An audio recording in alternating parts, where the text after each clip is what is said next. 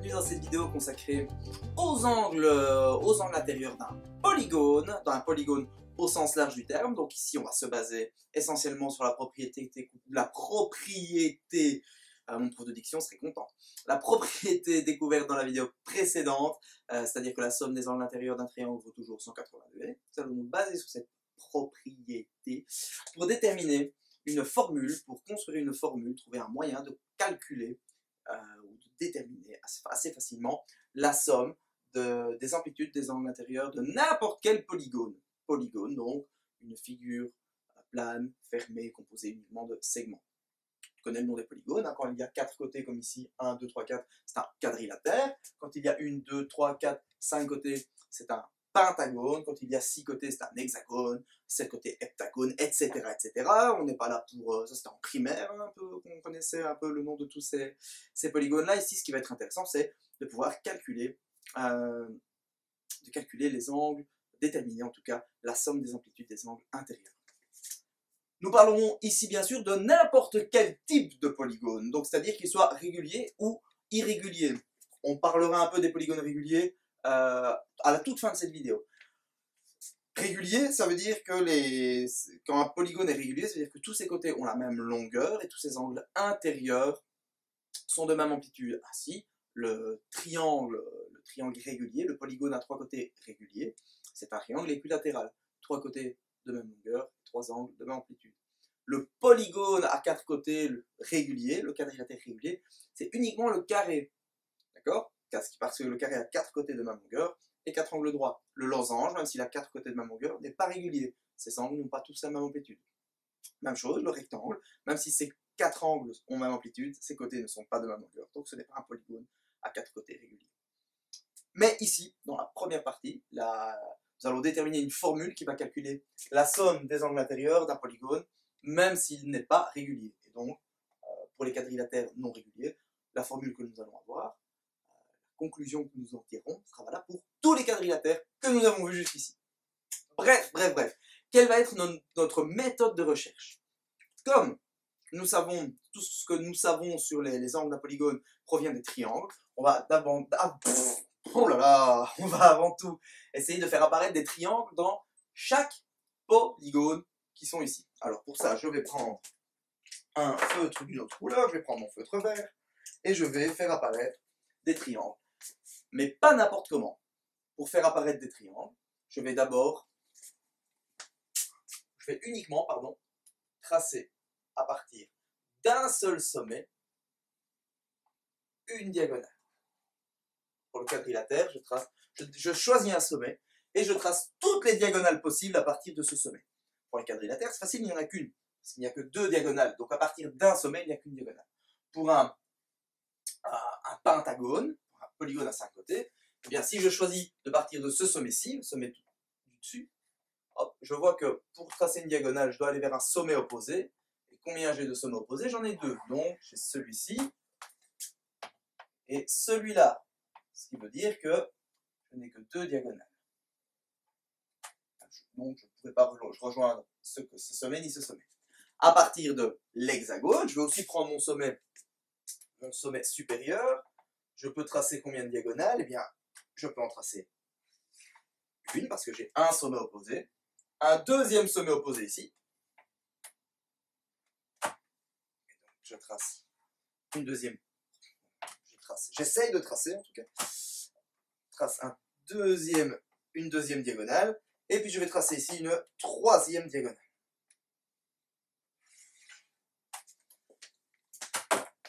Qu'est-ce que je remarque? Ici, j'ai divisé mon quadrilatère en 2 triangles. Et la somme des angles ici, intérieurs, vaut 180. La somme ici, vaut aussi 180.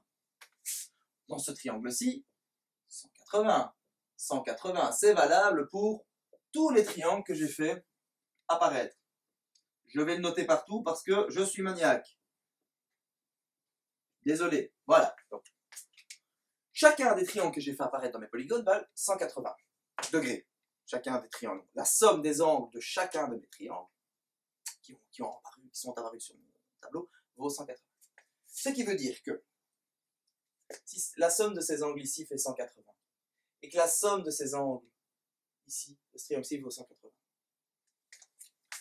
cet angle-là, plus cet angle-ci formé par le petit angle aigu de ce triangle-ci et l'angle de ce triangle-là, plus cet angle-ci formé par l'angle du triangle ici, plus l'angle du triangle là, plus le quatrième, ça fera 180 plus 180 degrés.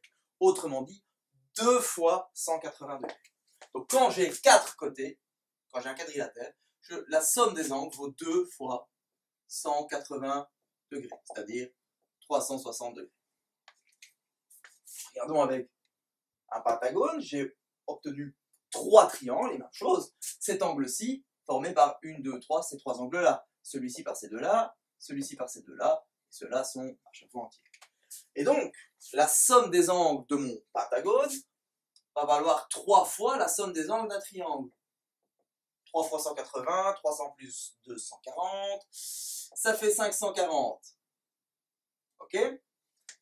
Quand j'ai mon polygone à 6 côtés, mon hexagone, j'ai 1, 2, 3, 4 triangles. Tu as compris maintenant, je dois faire 4 fois 180 degrés. 4 fois 180 degrés, ça fait 720 degrés. Bon, est-ce que je ne vois pas tout doucement quelque chose qui se dégage de tout ça? Mais oui, Jérôme, je vois quelque chose qui se dégage de tout ça. Je remarque, qu'est-ce que je remarque? Quand j'avais 4 côtés, j'ai dû faire 2 fois 180. Quand j'avais 5 côtés, j'ai dû faire 3 fois 180. Quand j'avais 6 côtés, j'ai dû faire 4 fois 180. Je dois tout le temps ôter 2 au nombre de côtés. Et donc, j'obtiens une très belle formule générale. Elle est tellement belle que je vais te la noter en rouge. Quand j'ai un polygone à n côtés, n, souviens-toi de ce qu'on a vu en algèbre, n étant pouvant valoir n'importe quel nombre. Quand j'ai n côtés, je dois faire mon nombre de côtés moins 2, et c'est ça que je multiplie par 180 degrés. Et ceci, que j'ai écrit en rouge, c'est la formule qui me permet, pour n'importe quel polygone, de déterminer la somme des angles intérieurs de ce polygone. Voilà. En soi, ça n'a pas énormément d'intérêt. Ça n'a pas énormément d'intérêt en soi pour un polygone irrégulier. Dans le sens où on va sans doute pas te demander de déterminer quelle est la somme des angles du polygone à 17 côtés que tu viens de tracer. Tu dois faire 17 moins 2, 15, 15 fois 180 degrés, blablabla. Il y a très peu de chances. Par contre, là où ça devient intéressant, c'est lorsqu'on est face à un polygone régulier. Comme je te l'ai dit un peu plus tôt dans cette vidéo, qui dit polygone régulier dit chaque angle de même amplitude. Tous les angles du polygone ont la même amplitude. Et donc, tu me vois venir.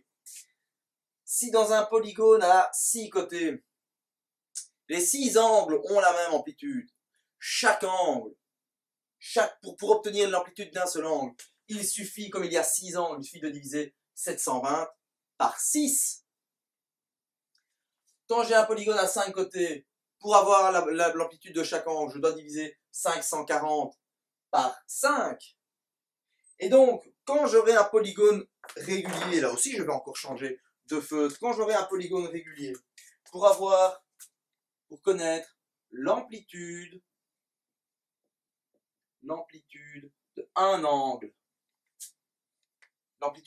intérieur, je vais préciser, égale, eh bien ça va être la somme de tous mes côtés, donc n-2 fois 180 degrés, ça c'est la somme de tous mes angles, et je vais devoir diviser la somme de tous ces angles par le nombre de côtés, par n.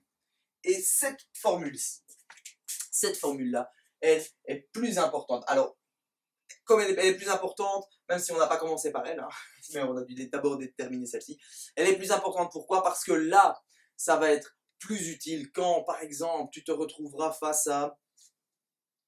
Je me souviens qu'une année, il y avait comme exercice, tu avais un hexagone inscrit dans un cercle, et dans l'hexagone inscrit dans ce cercle, un triangle équilatéral était tracé, et tu devais déterminer tu devais déterminer des angles formés par l'intersection de certains côtés, et tu avais besoin de connaître combien valait l'amplitude de l'angle d'un angle de l'hexagone régulier. Si tu ne te souvenais pas que ça fait 120 degrés, et en plus tu ne pouvais pas mesurer, c'est surtout ça qui est important, tu ne pouvais pas mesurer. Eh bien, si tu connais bien cette formule, tu pouvais déterminer facilement les amplitudes à l'intérieur de cet exercice, des angles de cet exercice. Voilà. Cette formule, si tu n'arrives pas à la retenir telle qu'elle, ce n'est pas ultra important. Pourquoi? C'est pas ultra important. Si, c'est important, tu dois la retenir.